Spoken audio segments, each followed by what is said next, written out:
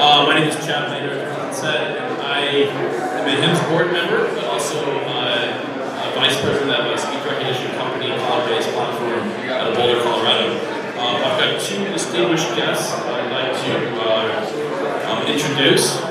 MARYAM from she's the VP of Innovation and Products at Providence, and Dr. Tom Lin, who is an emergency room physician who practices all over the country in various hospitals and has a long history with speech recognition.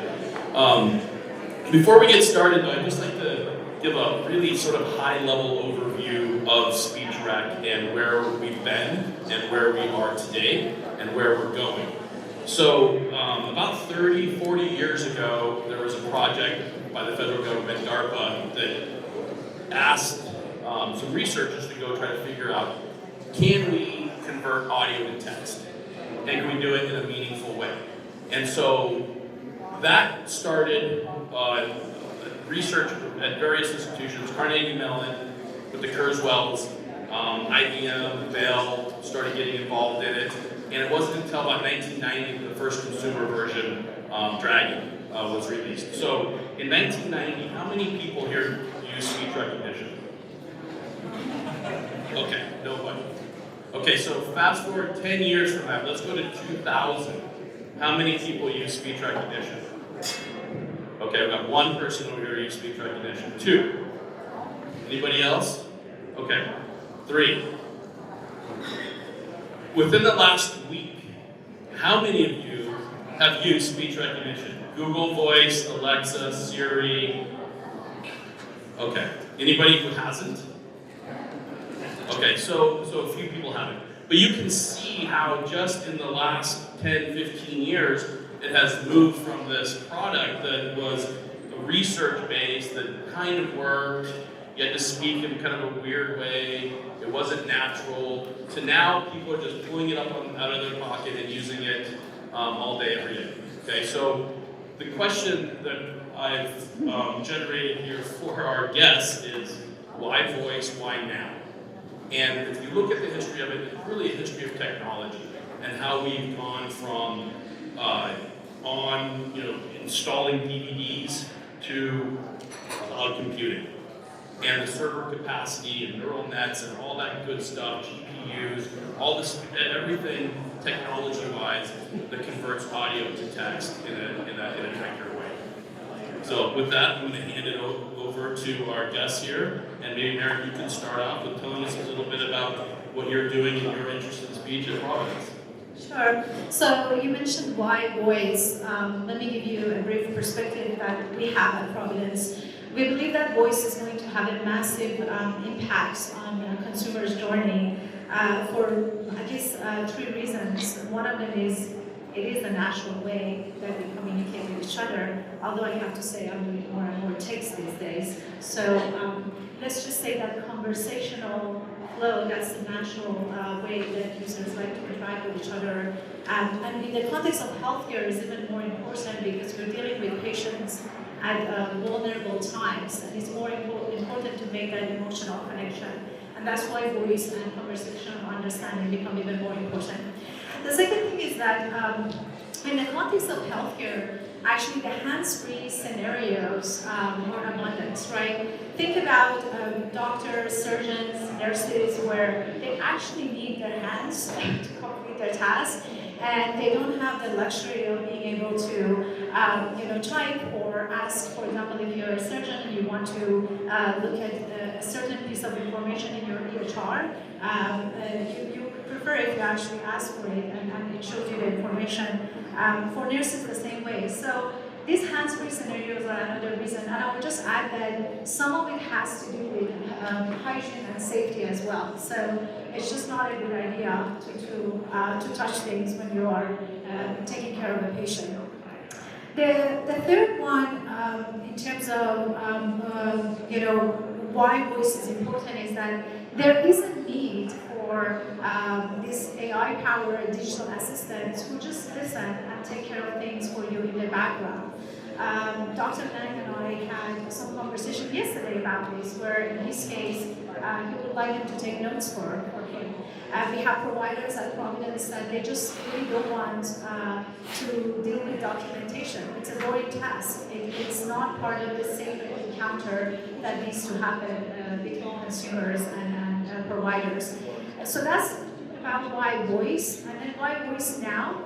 Well, if you look at it, there are over 2 billion consumers out there with smart devices. When we think about voice, we think about Alexa devices or these assistant devices, but the reality of it is that your mobile phone enables you to do many things through voice. So those devices are out there. And as a matter of fact, it's predicted that by the end of 2020, more than 50% of the searches will be done through voice. That's over 1 trillion searches that consumers are going to do through voice. So for Providence, we want to meet consumers where they are, the way it's convenient for them. And we are seeing that this trend is happening in other categories, and healthcare is not going to be an exception. Excellent, thank you very much. Dr. Lang, want to give a little bit of a physician's perspective on voice? Why now?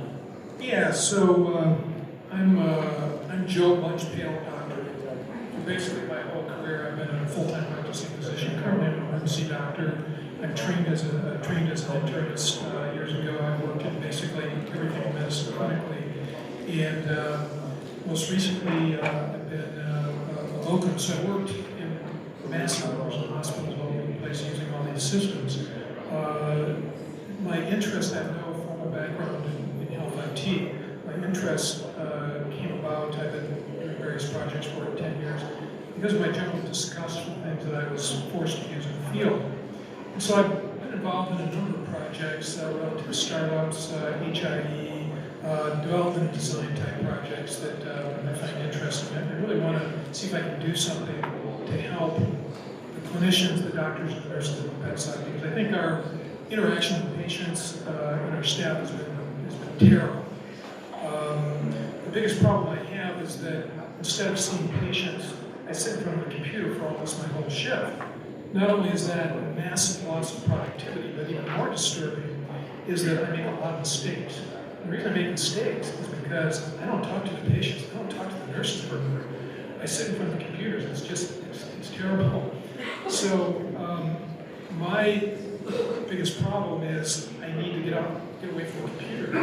And the way I see that happening is that voice is going to be a huge enabler.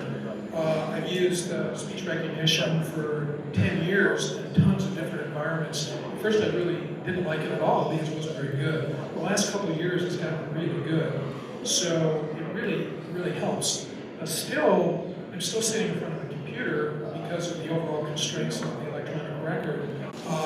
Another thing that I think is really going to help facilitate me getting away from the computer, spending more time with the patient, is the other things that have risen up. For instance, the external mics on the devices are much better than they were a few years ago. Another one of my thoughts that's different from the mainstream out there is that I need to be mobile, and I need to be able to do all my data entry work tasks on a device. You know, everybody's focused on cell phones. I can't do virtually anything data entry on a cell phone. So I like a tablet. And the external mics are very good. So I view speech recognition as really something that has great potential to help me get away from my computer and get back to talking to my nursing staff when I'm working with patients and talking and listening to patients. Mary and I compared notes a little bit the other day, and we look at it a little differently. I think that the technology there from the engines, such as Chad's company are developing, are really good. They're ready for prime time. And also the consumer side, the Siri, the Alexas, the Google Voice, those are great the way they are to help me to be able to do hands-free stuff, to be able to make me more mobile. So I think if we can marry those technologies, the stuff that's sitting out there can really help the things that I want to do. So. Dr. Lang and I had an interesting discussion yesterday. We thought we'll get along on the panel today. But it was really about is voice ready or not. And I agree that in many scenarios it's ready. So I'm an immigrant and I have an accent. And I have to tell you that I worked in the technology segment. I worked on Microsoft Cortana prior to 2013. I getting into healthcare. And at the time, it had a hard time with my accent. It's Persian, so it's not that mainstream here. And now, actually, it recognizes me, and it's a delight. So that's great. When it comes to the healthcare space, though, we are looking at various companies who are working in this space. The context is very important. For some providers, in the context that they work, voice is ready. For some, it's not ready yet. And the reason for it comes back to the layers of technology that's involved in that. The first one is, can you actually do speech-to-text recognition? And that part is being taken care of to some degree. Still, I would say, if you're a provider and a patient, and talking with each other, what's the context, what's the noise, the ambience, everything is going to matter whether I actually understand what you're saying. And as a matter of fact, on top of that, from a technology standpoint, you have to build language models that are specific to those scenarios. So there are acronyms that may mean something in your day-to-day life, and it may mean something else in the context of medical world. And I would say it can be even specific to the use cases. In the case of cardiology, it might be different than a doctor that's dealing with a patient with diabetes. So these language models are advancing. For some providers, some use cases is ready. For some others, there's still room for innovation. The other part of it is that we hear even in Providence, some providers like Dr. Lang, they say, I just want you to take the notes for me. I don't necessarily want you to do the rest of it. But we have providers that they think, I just don't want to take care of the administrative tasks, and I would like that to be more automated for me. So there are companies that they're focusing on NLU and NLP, so natural language processing, natural language understanding, where they go steps beyond that and they go, I'll just take care of the whole documentation for you. And I'll tell you that they're not there yet. They're early, so they're starting with specific use cases. For us as a health system, we see that it's important for us to start working with these companies because we don't want them to go develop technology for use cases that doesn't matter, right? So from that perspective, there's still work that's, I would say that's being done. And I'm guessing that your company probably focuses on those building the best language models for the healthcare scenarios, right? Right, yeah, you bring up an interesting point, and when you look at consumer versions of speech recognition, which have really driven the curve upwards, the Google Voice and Siri and Cortana and Alexa, but what those consumer versions don't provide is the medical language modeling that supports physician speaking. From radiologists to pathologists to doctors to emergency room physicians. Very wide language modeling differences there. Also, the HIPAA compliance is a big issue. So when you address the HIPAA compliance aspects of it and you address the medical language model aspects of it, where does that leave you? So in the evaluation of the products, if you're looking to innovate and bring speech into a hospital healthcare environment, how have you guys, for example, addressed some of those issues? And Dr. Lee, I'd be interested, have you used consumer versions just off of your tablet or Siri or, I suspect that there are a lot of providers out there that are still using what's free on their devices and sharing perhaps with EHI. It's kind of scary to think that that's going to a Google Cloud. But what are some of the things that you guys have done or partnered with organizations to help address some of those issues? Sure. Actually, when we did this, it happened this year around April timeframe. The news came around April. We were actually working with Amazon for at least a few months on launching the HIPAA compliant Alexa Steel kit. And some of the things that we had to do around that, so we actually have built some language models ourselves. A little bit background about our organization. I work within the digital innovation team at Providence. And I actually have a team of 100 people who are software engineers and product managers. We work very closely with our clinical team and other parts of the organization. But as part of that, we had built a chatbot called Grace, who did the conversational understanding. We hadn't done much around voice yet because of HIPAA. And when Amazon reached out and we started a conversation around developing skills together and launching this, this great thing, I think is is awesome for many third-party developers. Then we had to think about, one is which use cases we are going to tackle, and I'm going to be transparent that although we went, with our legal team, with their legal team, with engineers, we went through iterations, making sure that all the concerns are addressed. Still, we decided to go with a fairly, I would say, low HIPAA use case. We went with appointment booking for low acuity, and that's the skill that we have for Swedish and Providence available on Alexa today. And for that scenario, what was really eye-opening is this. So we had built the language model and we had access to Alexa NLP platform as well. So we had our own technology, Alexa technology, we actually combined both. But on top of that, we had to think about the design of the conversation.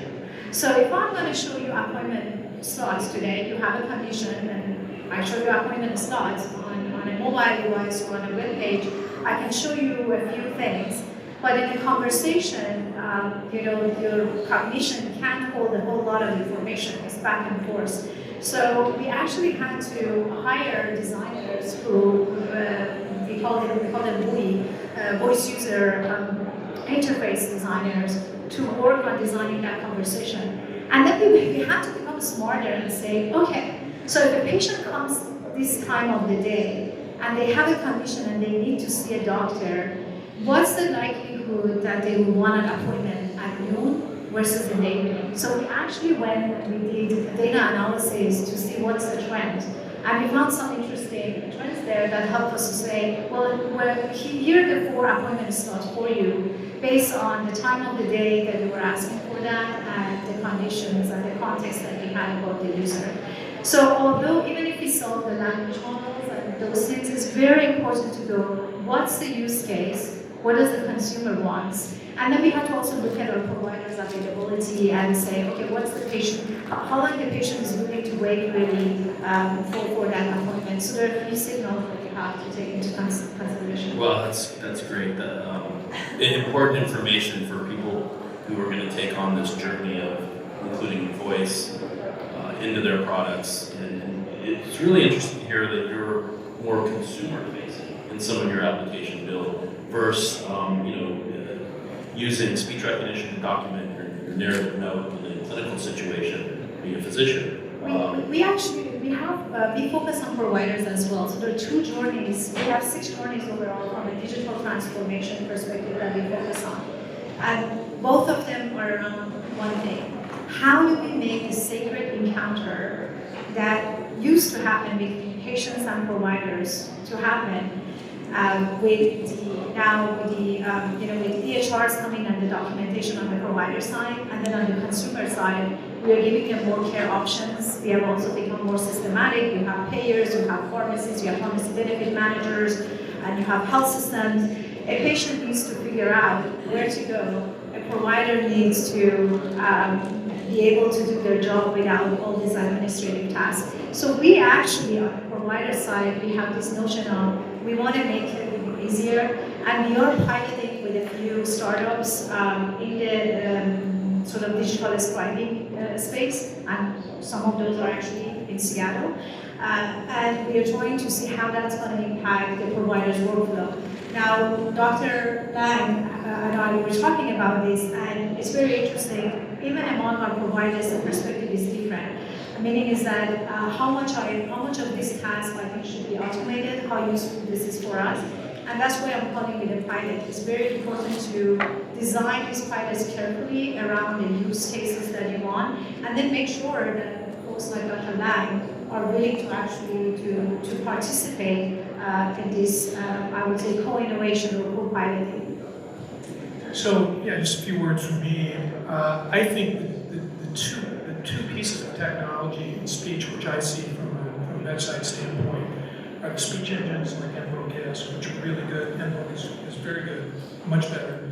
And the consumer side can also facilitate my mobility, which I've already mentioned that I really need. So if we can put those 2 pieces together, just the executive technology, it will really help me become mobile.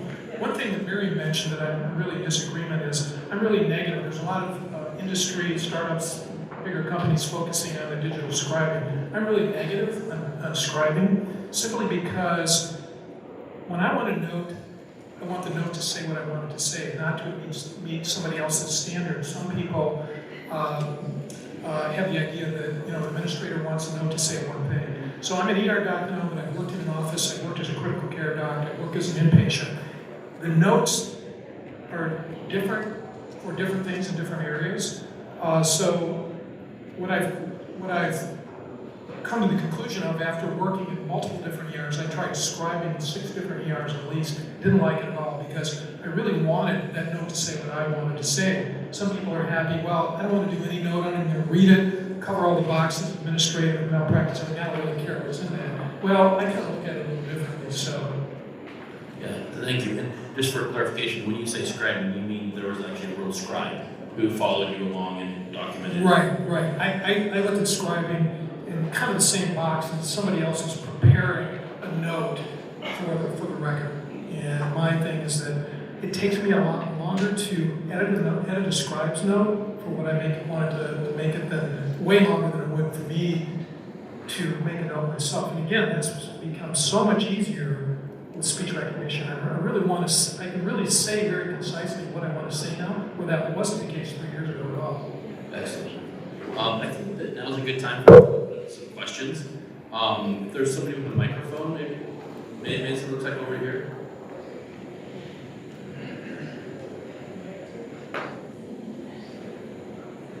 When we talk about voice recognition, at least for data entry, there's a nice little graphic that was published recently by Chris Longers and a couple of other people who showed that medical notes in the United States are up to 7 times longer than any other country. Is voice recognition for data entry a self-made industry for us here in the United States? If we were just going to make our notes shorter, would we need voice for data entry? Obviously, it's nice for having data retrieval so you can ask the computer to do something for you, all Star Trek in 1965. But have we created our own problem? Have we created our own industry? I don't think so, because there are certain really important pieces of the note. For when I'm seeing a patient, first of all, I want that HPI, that's really important. What did the patient tell me? Second of all, it's medical decision making. What was I thinking? Why did I order those tests? What were the pertinent results of those tests? And third is like, what am I going to tell that patient? It's really nice to be able to, even if I have to edit a little bit, 2 or 3 concise sentences. Here's what I want you to do. So those 3 pieces are really critical, and the technology is there now for me to be able to do those things. Those are really important. So definitely, we have a lot more garbage in notes, and I can't even find anything. But there's other ways we can jump through administrative hoops, billing, coding, all that kind of stuff. But those are the 3 pieces for an ER note, for instance. They're a little different for like an inpatient note or an office note, or a critical care note. But that's basically the template. So I think speech is really important because I want to communicate to people what I was thinking. And if somebody sues me, why did I do that? What was I really thinking at that time? So that's really important.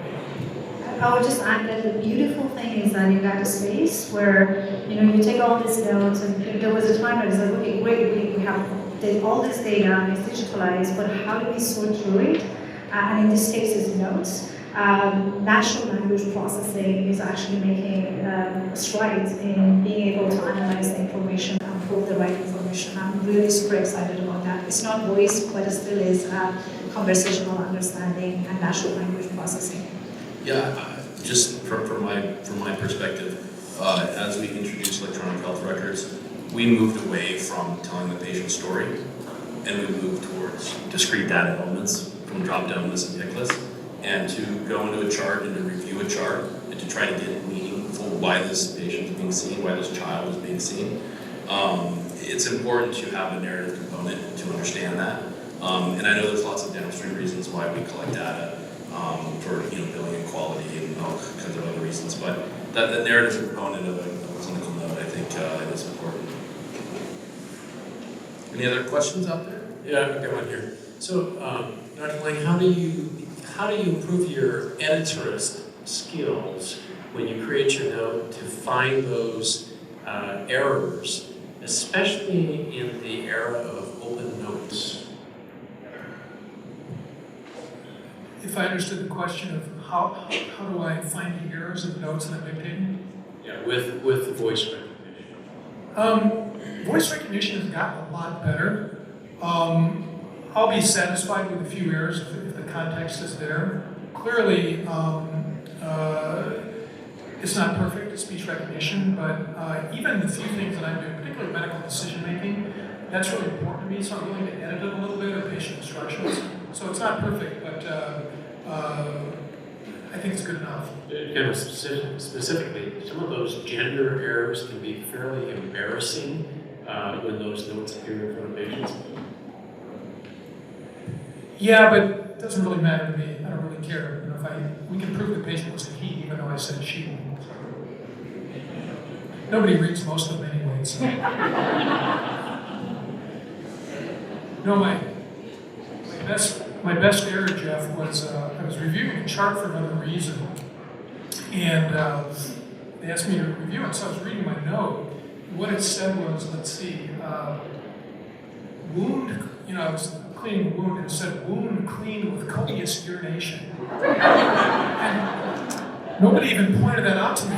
But I'm like, oh, well, that's kind of interesting. I thought, well, at least it's probably sterile. I think there's numerous examples of that, but the important part is that you still have to edit it. There was a lot of typos previously, right, in speech recognition, and speech recognition, I don't think it's ever going to be 100%. May I add that in my language there is no he, she, so we have solved the problem. You're ahead of us for sure. All right, well, I think that about wraps it up. Any other questions? Oh, yes. And just a quick question for Dr. Lang. You mentioned that you weren't a big fan of using scribes, and so that's someone kind of applying their own take on your dictation and documenting the note in a way that would align with the way you'd like to see it. Are you supportive of the voice-enabled virtual scribes? I saw a really interesting live demo of this at an Epic user group meeting not too long ago. I was surprised they went off without a hitch. From a technology perspective, that was shocking. I think it's a couple of years off still, but what are your thoughts on that? I just don't think it's going to work because, again, these are workarounds. You know, I think what we need is a really concise note. When we think of these virtual scribes, because all kinds of people want all kinds of stuff in the note, and to me, I've been really happy with the conciseness. You know, these engines work pretty well. I can make a concise note. So I just don't think there's a lot of stuff being invested in them, and the concept really seems good. But I think when you really look at what you're getting out of this, to me, I don't think it's really going to pan out in the end. The other thing that I think kind of made me feel that way is, I don't know if you're familiar with some of the writings of Atul Gawande, but he wrote a really excellent paper in the New Yorker. It's just really excellent. And he was talking about a virtual scribe, and he was talking about there was doctors in India. There's 2 hours of doctor's time in India, you know, supporting some doctor's note here. And his point was like, these guys ought to be taking care of patients in India. This is a massive waste. And it doesn't really support what I'm saying, but I mean, like, we gotta do something different. This is just... I would say we have been running pilots, and what we saw in some of our pilots is for specific use cases with specialties, with a specific specialty. But we were seeing that there's a spike after 8 p.m. on the Epic usage. And then in the pilot, we basically put the device, and then we looked at it after a while, and we noticed that that spike came down quite a bit after 8 p.m. And when we talked to the providers, basically they will go home, have their dinner, and then they will go and complete their notes, and that spike came down. This is just like looking at the data behind the scenes and seeing how the pilot is going. And I think that aligns well with some of the other panelists we've had, where you have to have a business objective, the ROI, and if it means physicians' time at the end of their day with their family, that's a pretty big ROI. You can continue to work during your day. Any last second questions before we wrap up here? Okay, all right, thank you very much.